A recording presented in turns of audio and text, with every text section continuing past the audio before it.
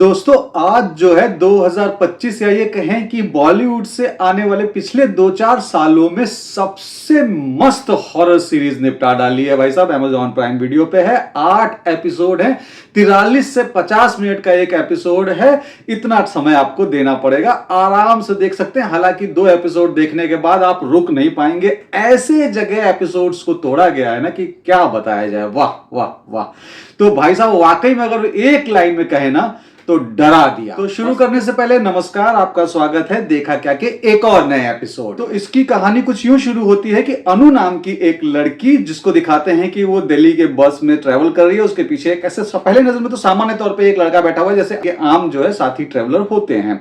वो आ रही है और फिर उसके बाद उतरती है, फिर दिल्ली के सुनसान सड़कों से होते हुए अपने एक हॉस्टल में आती है जिसका नाम है प्रगति वुमेन्स हॉस्टल, जो बहुत ही सुनसान जगह पे दिल्ली में एक जगह बना हुआ है।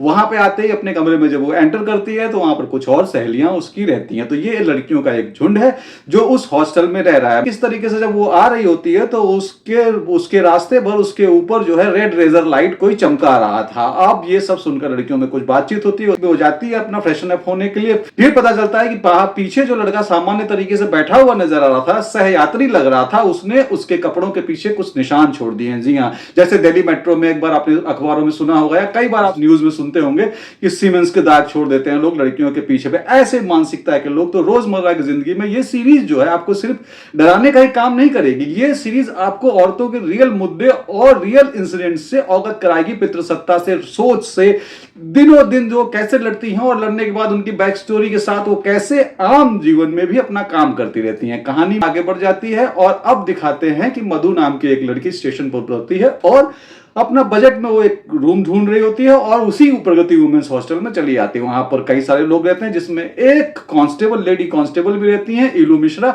जिनका लड़का लापता हो गया है, वो उनको खोज रही हैं। और बहुत ही फेवरेट जो अपने कैरेक्टर को गढ़ने के लिए माने जाते हैं, रजत कपूर। जी हाँ, रजत कपूर भी इसमें है, जो एक हकीम के किरदार में है। अब जब वहां मधु पहुंचती है तो उस कमरे में अनु के साथ क्या हुआ होता है, ये सारा रिपोर्टेशन जो है मधु को झेलना पड़ता है। और परत दर परत 8 एपिसोड में उसमें ये राज उठता है। पहला एपिसोड थोड़ा जमाया गया तो आपको देखने में थोड़ा सा देखना पड़ेगा इत्मीनान से, उसके बाद आप रुक नहीं पाएंगे, क्योंकि जहां पर एपिसोड खत्म किया गया है आप दूसरा एपिसोड शुरू करने में विवश हो जाएंगे, मजबूर हो जाएंगे। तो ये 8 एपिसोड आप यूं निपटा डालेंगे। जब भी आपके पास समय हो इस तरह की सीरीज को निपटा दिया जाना, ताकि बनाने वालों की मेहनत वसूल हो सके और वो फिर इस तरीके के नया लीग से हटकर काम करने के लिए प्रेरित हो सके। जो भी लड़कियां हैं इसमें सबने बहुत बेहतरीन काम किया है, लेकिन जो मोनिका पवार जी हैं उन्होंने तो बहुत ही बढ़िया काम किया है। उस जो सीनियर एक्ट्रेस हैं कुलकर्णी मैम या जो है शुक्ला मैम, उन्होंने भी बहुत बढ़िया काम किया है। कुल मिलाकर एक